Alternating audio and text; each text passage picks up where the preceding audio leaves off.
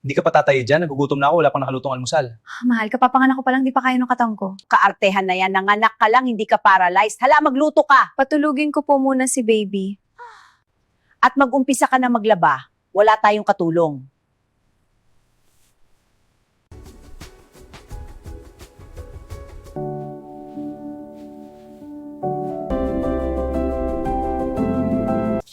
Ay, ang arte. Grabe, best actress ka talaga.